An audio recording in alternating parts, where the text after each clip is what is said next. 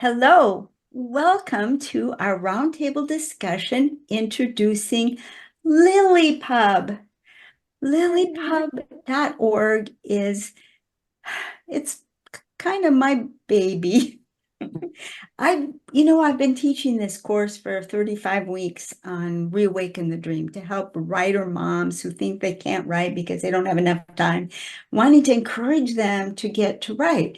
Well, I've really enjoyed it. The thing I really enjoyed is when I've gotten to meet and talk to some of you who've taken the course. That hasn't happened a whole lot, because YouTube is just so put it out there and then what? I just really found myself longing for a place where we could get together, talk about this stuff. And wouldn't it be neat if also, because we're trying to write and grow, what if we could also have a way to invite teachers to come and teach us things? And what if we could share stories and maybe make anthologies and publish them? Or maybe one of us would write a novel and we could publish it. We could make a co-op. So I came up with this idea of the Lilliputian Publishing Co-op, LiLLiPub for short. And the idea of the reason why I like Lilliputian is that if you think about Gulliver's Travels and all those little people with their threads trapping the great big giant down, to me that says so much because it says that little people still matter and the giants can be confined if we work together. Nobody said Amazon. And what it takes, because if you think about those connecting threads, first of all, there's a whole bunch of them because it takes a lot of us, but every single one of those threads is joined at two ends by two people. And that is my belief, that greatness comes through connecting people. And if we can somehow be together and do something together to lift us all up, who knows what can come out of it. So I was just kind of in the dream stages, and I was really, really, really excited to have, well, we've had a teacher that has talked to us in our group in Reawaken the Dream interviews, and she's been on a couple of times, and that's Victoria Crowder. And I was talking to her about my dreams for LiLLiPub, and she got really excited. And I thought, oh, maybe we can make this a reality. So I'm going to let Victoria take the next turn. Well, thank you. Thank you for having the vision that got it all started.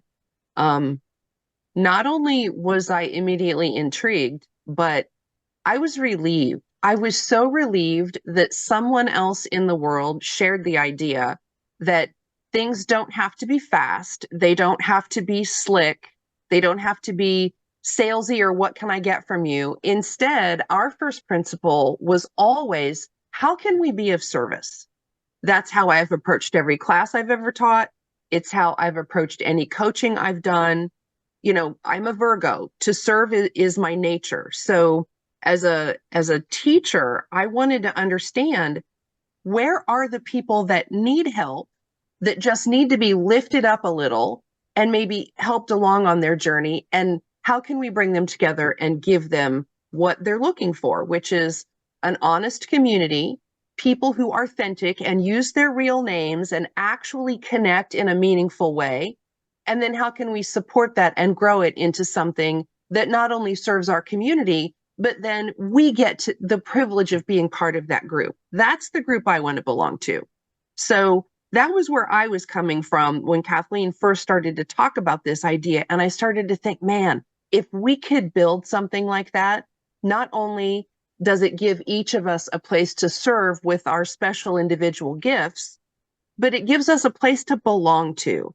And that's the selfish motivation for me, is I just want to be part of this amazing group of people, because as they begin to join and we learn their names and we learn their projects and what their dreams are, then there's a real synergy for how we can further that and give it a permanent place. So that's what hooked me in. I just knew this was going to be absolutely worthwhile, and I couldn't wait to get started. Well, Victoria, it wasn't long us talking to one another when a third name came up. And we realized, wouldn't it be fantastic to ask Quentin Payne to join us? So let's let him take a turn here. Well, the key thing for me about the world is, and the world of fiction as well, is that it consists of heroes and villains. And just from a philosophical point of view, anybody can be a villain. Villainy is really easy. You can cheat, lie, and steal, and make yourself all the money or materialistic stuff you want, but it won't make you happy because very little effort goes into it. Whereas to be a hero, not only do you get what you want, if you're lucky, but you also get to help a load of other people. And from that comes satisfaction. Now, since this is all part of the fiction world as well, when we read about these heroes and villains, they tend to do amazing things, things often beyond what most of us would feel we can do. But I'm here to tell you this is a complete fiction in itself, because every single one of us has amazing stories. And we may not realize it, but when we think back through our lives to those ups and downs and we start to write them down on paper, they come to life. And there's one absolutely brilliant reason why you should do this. And that is because it brings out the truth. And when you're writing a novel, if you write from your truth, what you know to be true, you will have something that other people believe as well, no matter how fictitious it turns out to be in the end with all your details. And to this notion, we have these great heroes in society and they have amazing stories. And when we hear them, we're bowled over. And a lot of us think we can't ever do that. But as I say, if you think back to some of the little things that you have, it's not hard to grow them into huge proportions. I found when I used to do some public speaking, the best reactions I ever got were when I introduced stories from my own life, really mundane stories, but I'd tie them into some piece of advice, maybe that they may be ready to hear. One of these incidents was in my late teens. I just learned how to drive. I got my driving license. I started working for my mum, who ran an antiquarian bookshop. And one of the tasks I got was to deliver a load of books in a van, a hire van. And the actual story is this. I went to London and I drove into the back of a car with the van. Now that happens to people all the time, right? But when I tell you that the van was overloaded, and what happened was I pulled up to a roundabout and in front of me was this brand new Jaguar. And I looked at it and it stopped. So I slowed down, looked right, no traffic coming, looked back at the Jaguar. The Jaguar pulled off. I looked right again to check there was no traffic coming. There wasn't, put my foot down and off we went, turned around, smack into the back of the Jaguar. And 2 meters away from me, I didn't even notice, standing there was a policeman. So not only did I just crushed the back of this Jag, I've just passed my driving license, then I got a policeman, and we're in the heart of London, and the Met Police are notorious for their brutality, right? Yeah. Maybe or maybe not, hearsay. What happened, though, completely surprised me, because this policeman came straight up to me, tapped on my window, I wound it down, and he said, if you just pull over to the side there, sort out your details with the other driver, and then we can let the other traffic through. And then when you're done with that, just go on your way. And I was like, what? I'm not going to be arrested? Couldn't believe it. So I pulled over, Jaguar driver got out, looked at the dent in his boot, and he said, don't worry about it, and just drove off. And that was it. Now, if I hadn't added all those embellishments, which, by the way, are all true, you wouldn't have a great story. But that's not, I made £8 billion in 2 seconds, or yeah. I created the world's largest bridge. That's just me bumping into the back of the thing. And I know that we all have stories like that. And it's, as soon as you write them down, you get a movie playing in your mind. I can see all the details. I can still see the Jag, the roundabout, the policeman, a lot, because I started writing them down and the information flows back. And if there's any one piece of advice any writer could ever have, it's to write the truth. And when you do, you don't need little things like adverbs to embellish it because it just comes through on the page. And for me, LiLLiPub is all about helping people do this, and that's it. It's the sincerity of what we all believe that, to me, is the important concept of LiLLiPub and what we're doing here. Amen. Ah, fantastic, fantastic. That's now you guys know why I wanted Quentin in the group. He's just what a heart, what knowledge. You might not know he's the founder of the International Copywriters Association, and he started a Facebook group from nothing to 160,000 members with no advertising, all just word of mouth. So he's a powerhouse, and he's just a wonderful part of our group, and we want you to be part of us. Our space is called LiLLiPub, and we call ourselves Lilligans. Thank you, Victoria. And we're just a troop of Lilligans, and we are all struggling to get our words out. Victoria is actually a novelist, and she's really doing it. I'm so proud of her. And I want to take just a minute to give you a little bit of a kind of a long-range vision of where I'm hoping that we'll go. We want you to join us. And we know that some people are writers, some are authors, having published works. That's great. Come join us. And then some people are just, maybe they might want to write, but they're readers. They like reading, and they like reading in depth. Boy, this is your home, because this is where you will get to see how it's done. You can play with writing if you want to, with no pressure. And you'll get to be close to our authors, because our authors are going to have Zoom calls, and you'll be able to be in on the Zoom calls. And we're also going to have courses on, how to read a novel, how to get the most out of it. We're going to have book clubs where we can talk about books that we're reading. So I kind of think that I suspect that there'll be more of us readers than any group. And some of us will be dabbling in writing too. And some will take it really seriously and will become published authors. That's our dream. That's what LiLLiPub stands for. Well, if LiLLiPub creates books in the, sometime in the future, where are we going to market them? Quentin is an expert in marketing. That's very nice. He can write us wonderful copy, but where are the books going to be sold? Are we going to say, Giant, wake up, we want you to take care of our book now? Or are we going to have a different philosophy? And this is where my dream kind of comes into play. But it can't be possible unless there's enough of us. Because if we really have enough of us and we're on either end of those strings and we start knowing each other, chances are, if you're an avid reader, you probably have a local small book retailer struggling to stay in business because of that giant.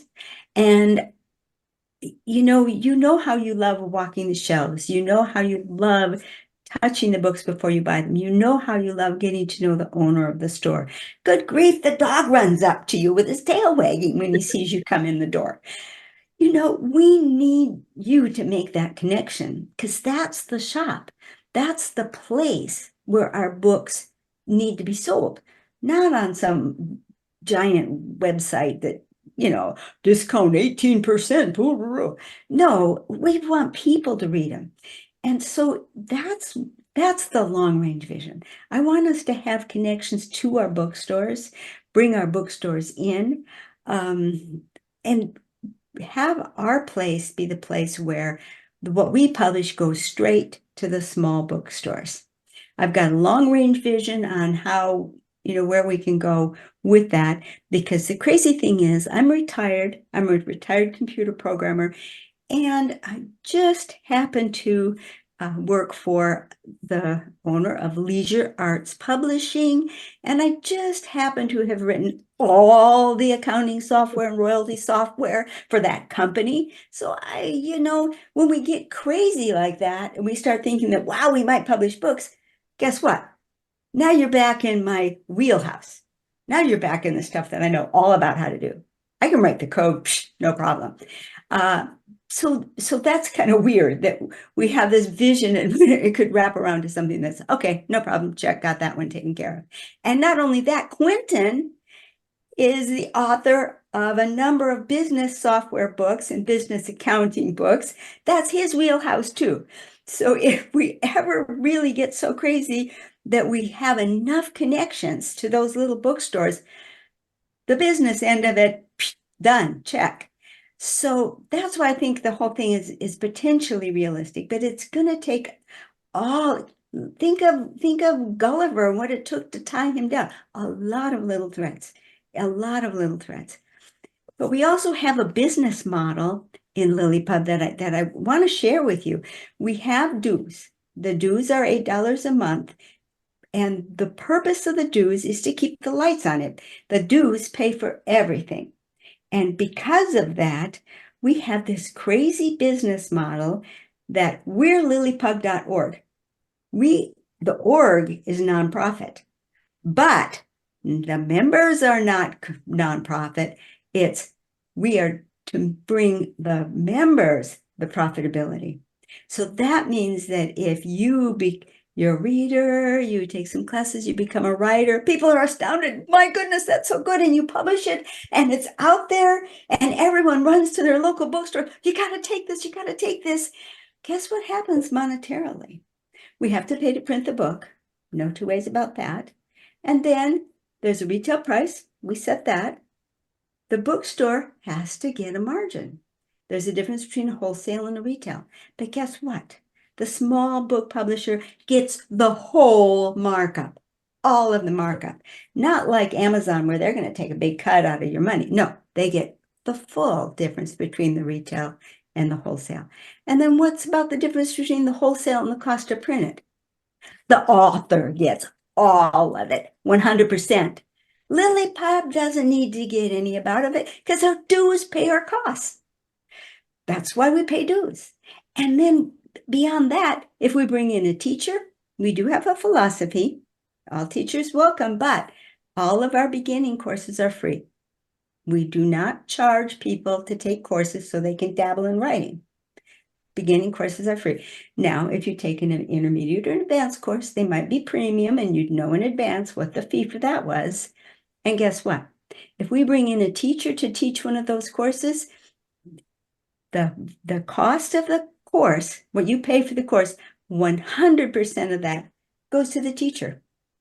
LiLLiPub doesn't need to take any part of that. Our dues pay for everything. So that's the whole reason for the dues.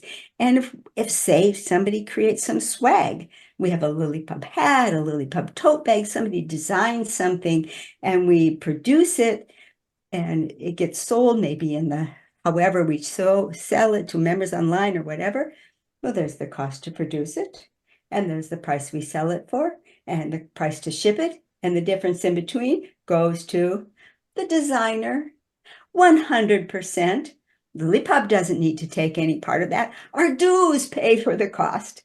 So that's the value of a dues system and club dues. And if there's extra money beyond that, well, the first thing that we need to do is get ourselves on a financial footing because the network isn't free. So it's got to get paid for.